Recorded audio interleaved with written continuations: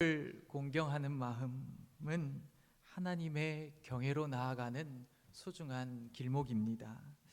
평생을 신앙생활해 오시면서 자녀들과 교회를 위해서 기도해 오시고 또 어떤 것들을 기도해 오셨을까 그렇게 헤아리면서 한 주간 부모님들을 위해 기도하는 시간을 가지시기를 바랍니다.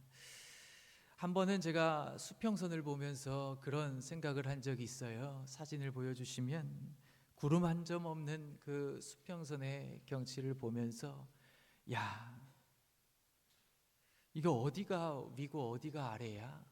사진 보여주시겠어요?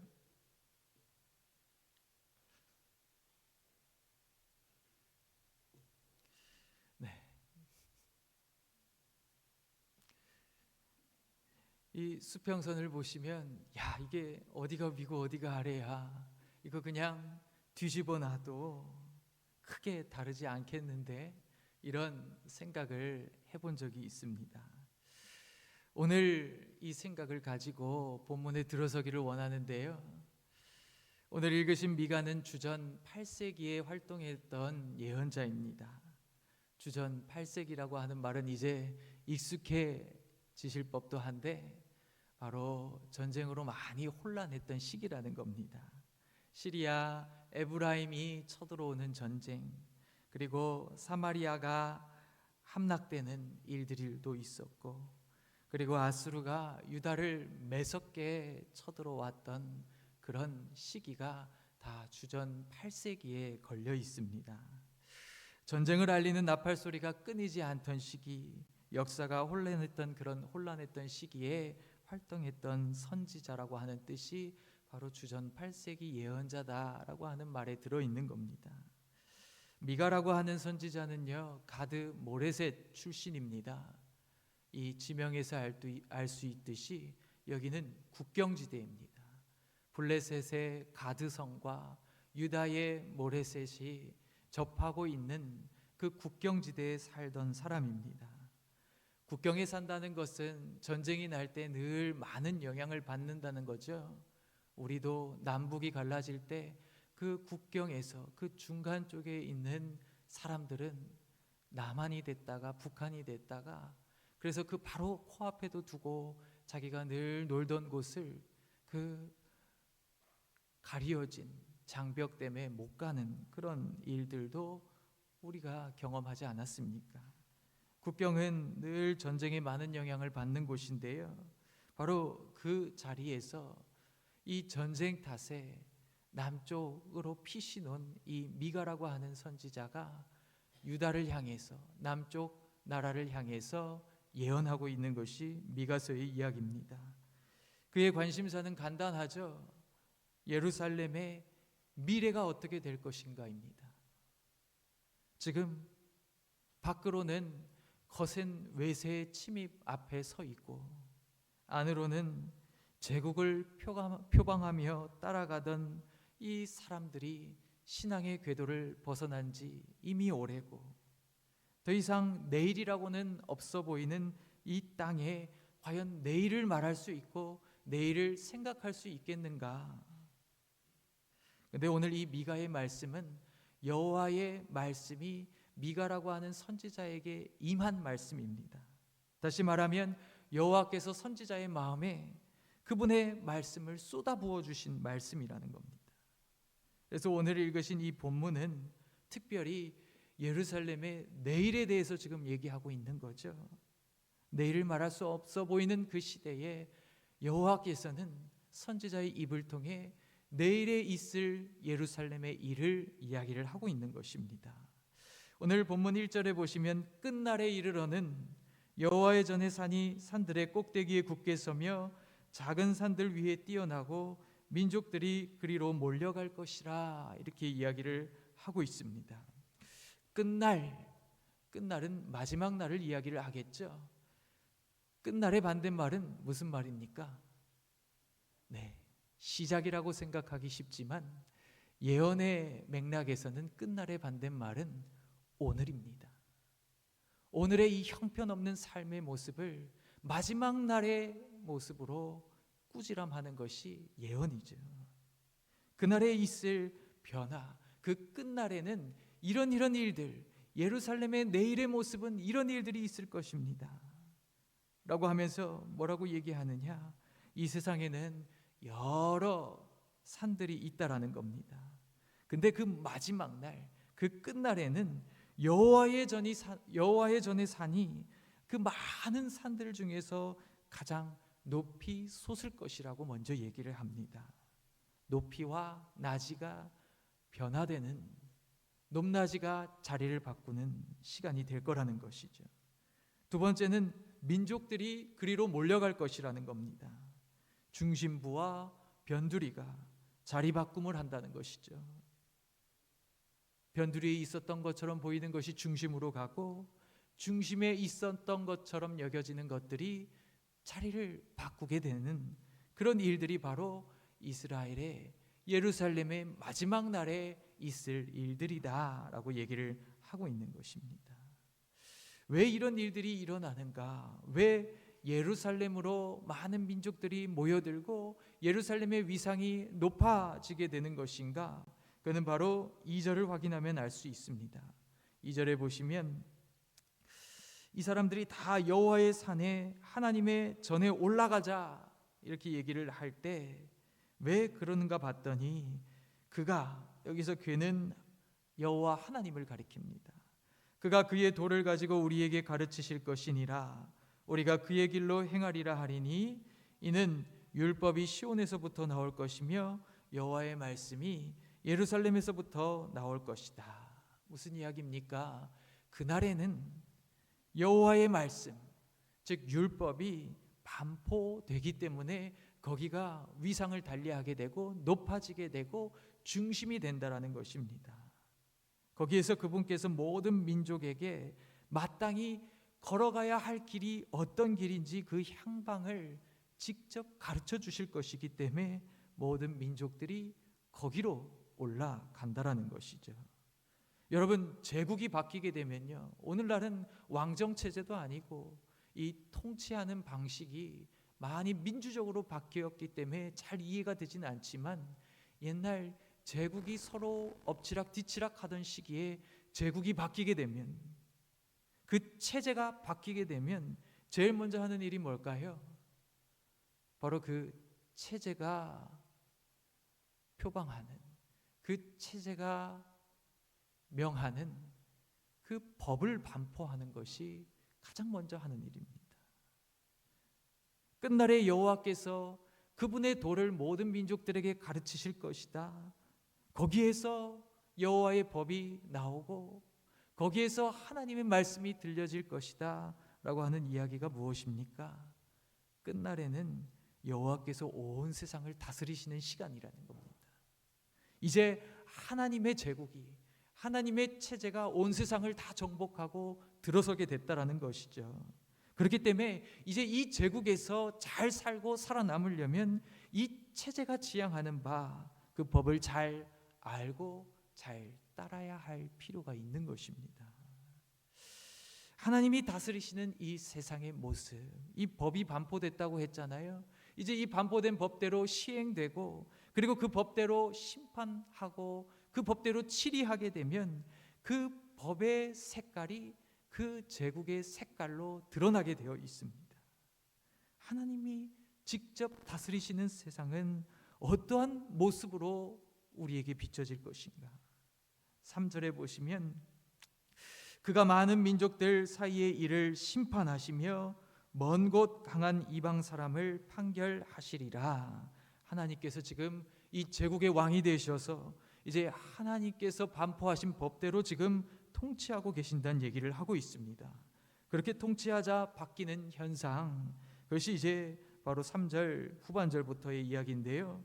무리가 그 칼을 쳐서 보습을 만들고 창을 쳐서 낫을 만들 것이며 이 나라와 저 나라가 다시는 칼을 들고 서로 치지 아니하며 다시는 전쟁을 연습하지 아니하고 각 사람이 자기 포도나무 아래와 자기 무화과나무 아래에 앉을 것이라.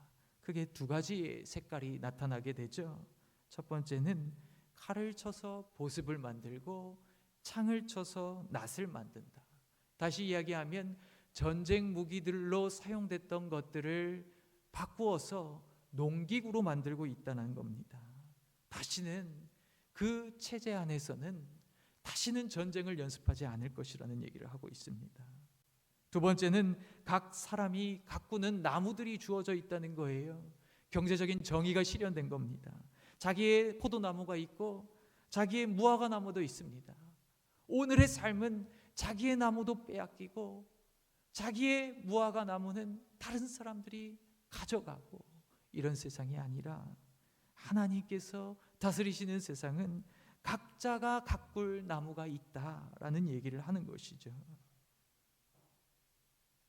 이 나라의 공통된 모습이 무엇입니까? 바로 농사가 장려되는 세상이라는 겁니다. 근데 이 농사는요, 여러 직업군 중에 바로 농업이 이 나라가, 이 체제가 가장 장려하는 그런 사업이다, 그런 이야기, 그런 차원이 아니겠죠. 농업이라고 하는 것은, 농사라고 하는 것은 바로 땅의 일입니다. 생명의 소출을 거두어 드리는 일이고, 그리고 더 나아가서는 창조주 하나님께서 아담에게 맡기셨던 그 동산의 과업, 바로 그것을 회복하게 되는 날이 끝날에 있을 것이라는 것이죠.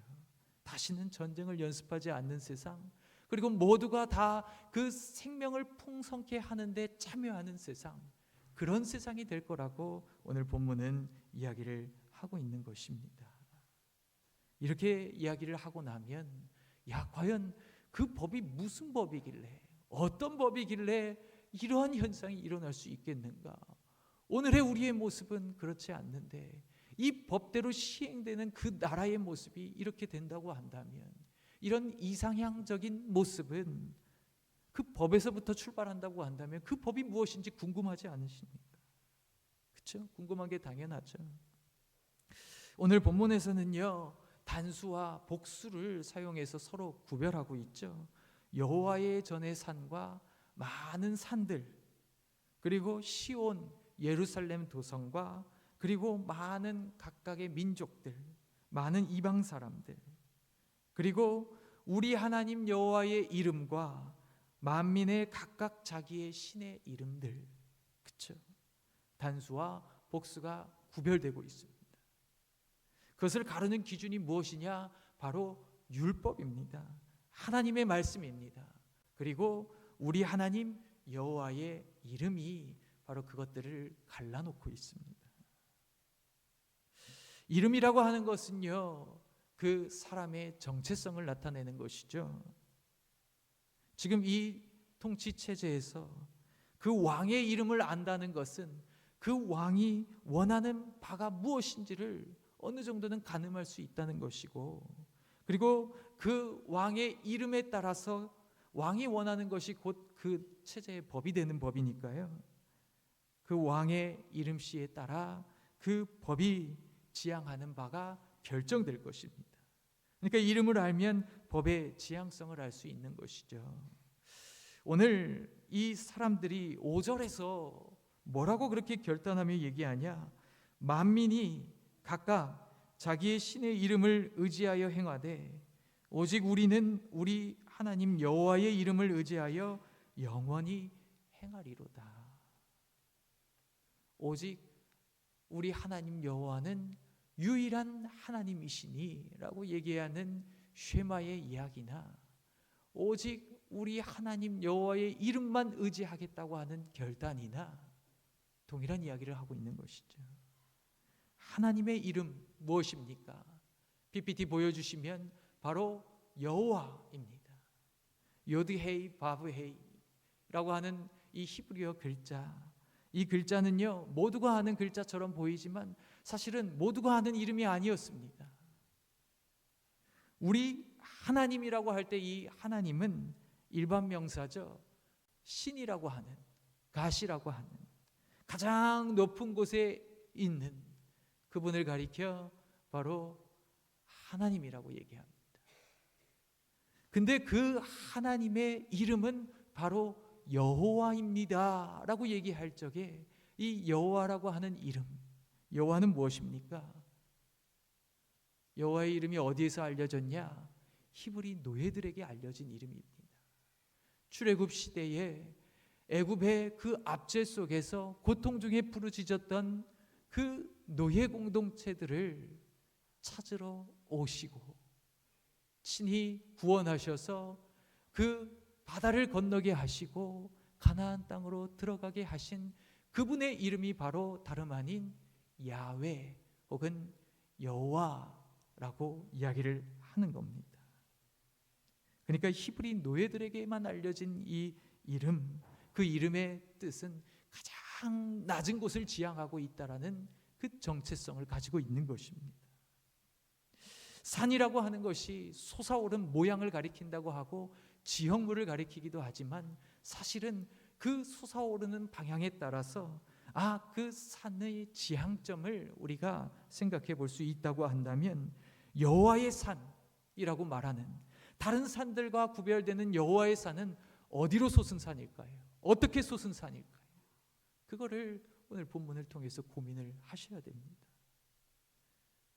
제가 어렸을 적에는 이 끝날에, 마지막 날에 여호와의 산이 가장 높이 올라갈 것이다라고 하는 그 모습을 상상해 볼 때 하나님께서 여호와의 산 아닌 다른 산들은 하나님의 정으로 가지고 다 평탄하게 만드셔서 여호와의 산만 도드라지게 만드시는 줄 알았어요.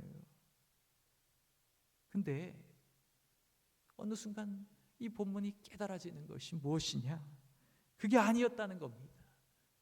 아까 수평선의 이야기를 했지만 그냥 여호와의 산이 도드라지기 위해서는 하나님께서 세상을 이렇게 뒤집어 놓기만 하시면 되는 거였어요. 그거를 깨닫게 됐습니다.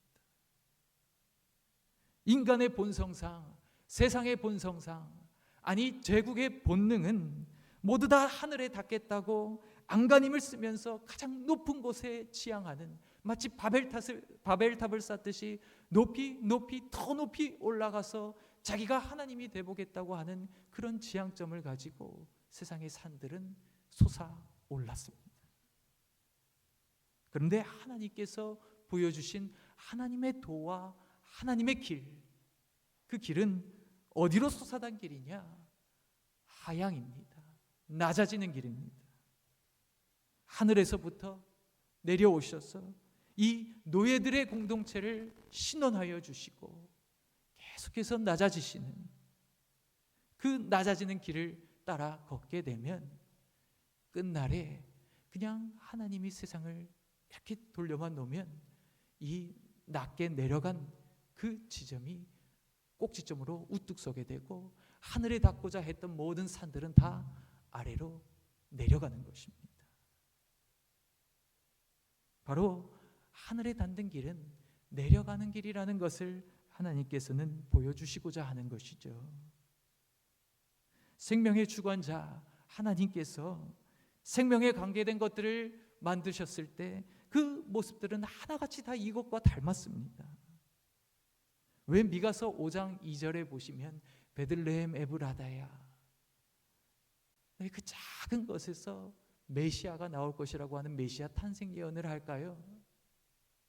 물론 우리가 예수 그리스도까지 가지 않아도 하나님의 이 내려가시는 모습은 이미 여호와라고 하는 이름 속에서도 확인할 수 있지만, 그럼에도 불구하고 미가 선지자를 통해서 메시아를 예언하는 예수 그리스도의 길이 말구 위에서부터 시작해서 십자가로 내려가는, 계속해서 내려가는 길 아닙니까?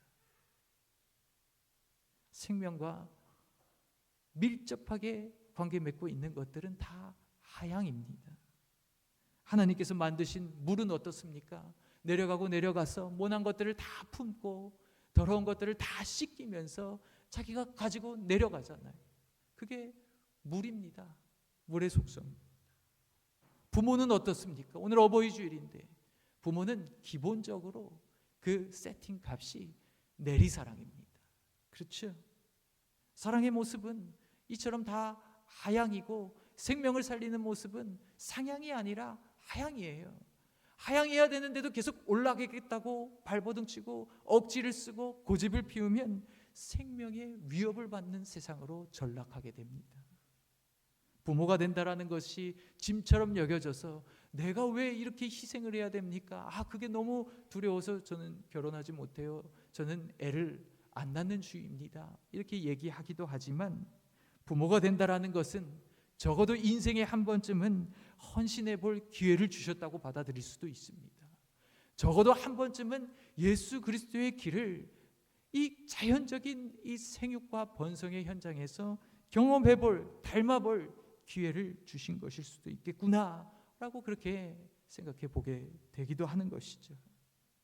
이렇게 내려가는 움직임, 하향이라고 하는 그것들을 통해서 하나님은 또 어떤 일들을 마련해 놓으셨냐?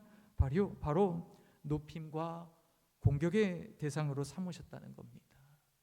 이 가장 낮은 곳까지 내려가시는 예수 그리스도를 우리는 우리의 주인으로 고백하는 것, 경외하는 것, 그리고 우리를 내리사랑하면서 우리의 손을 먼저 잡아주셨던 부모님들을 공경하는 대상으로 삼는 것, 이게 바로 하나님께서 제정해 놓으시는 생명에 눈여겨보아야 할 장면들이라는 것을 기억하시기를 바랍니다.